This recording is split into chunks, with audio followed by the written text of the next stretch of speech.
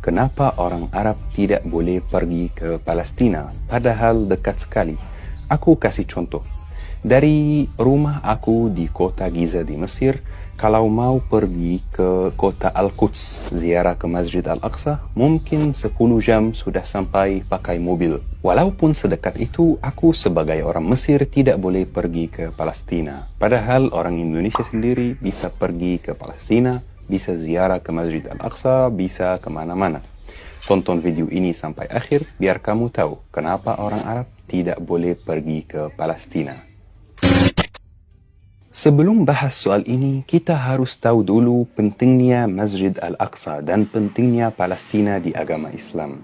Rasulullah bersabda, "La tushaddu rihalu illa ila salasati masajid, Masjid Al-Haram, wa Masjid Al-Aqsa, wa Masjidi Haza."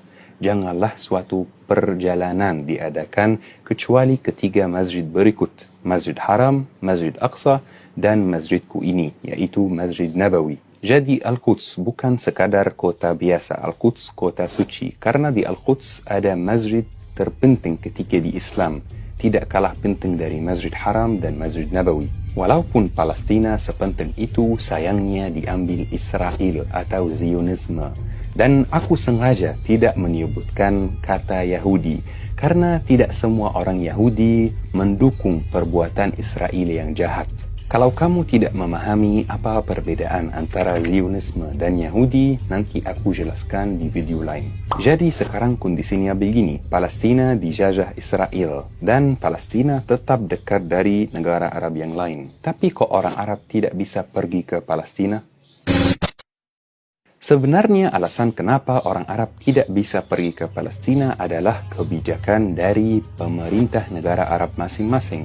Pemerintah negara Arab melarang warganya untuk pergi atau berziarah ke Masjid Al-Aqsa. Misalnya pemerintah Mesir melarang warganya pergi ke Palestina. Pemerintah Arab Saudi melarang warganya berziarah ke Masjid Al-Aqsa.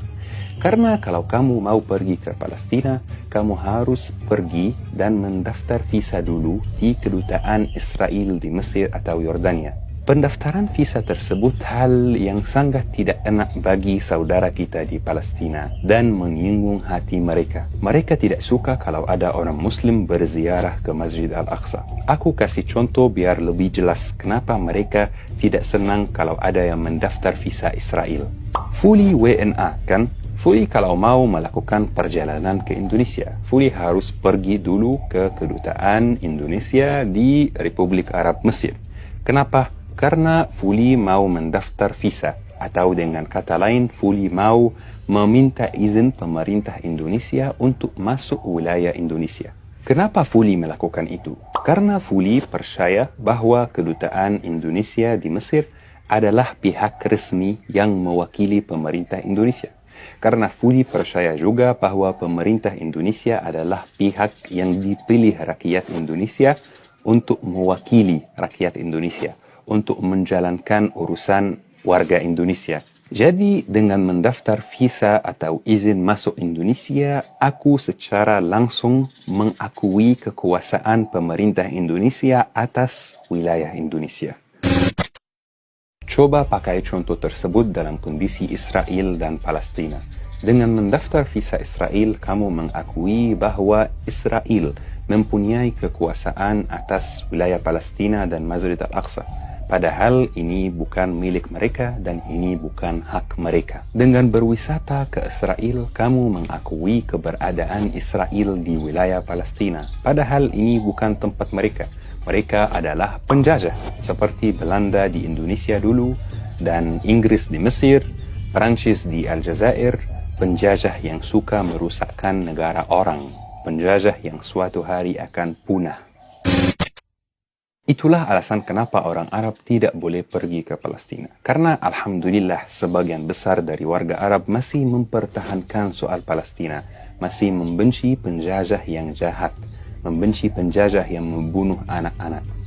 Walaupun baru-baru ini ada beberapa pemerintah Arab yang normalisasi hubungan diplomatik dengan Israel. Aku yakin ada yang akan bertanya, kok bisa Fully kita tidak mengunjungi saudara kita di Palestina? Kita tinggalkan mereka sendiri. Kita tidak berziarah ke Masjid Al-Aqsa. Untuk menjawab pertanyaan ini, aku mau sampaikan satu hal yang sangat penting. Kamu tahu kalau ada orang Muslim berziarah ke Masjid Al-Aqsa, dia merupakan keuntungan yang besar sekali untuk Israel. Karena Israel bisa menunjukkan dia ke seluruh dunia dan mengatakan, lihat, kita suka damai, kita tidak benci siapapun. Buktinya kita memperbolehkan orang Muslim berziarah ke Masjid Al-Aqsa. Padahal mereka tidak suka damai, mereka benci kita. Jangan bantu pemerintah Israel mempromosikan Israel. Kalau kamu benar-benar ingin mendukung dan membantu saudara kita di Palestina, pilih cara yang tepat, efektif, dan bermanfaat untuk mereka. Alhamdulillah, saya bersyukur ada Indonesia. Indonesia membangun rumah sakit Indonesia di Gaza, di Palestina, dan kirim dokter-dokter di sana. Dan memberi pemuda Palestina beasiswa di universitas ternama untuk melanjutkan studinya. Dan orang Indonesia sendiri sangat menyayangi dan mendukung warga Palestina. Tinggal satu hal yang aku ingin sampaikan kepada teman-teman.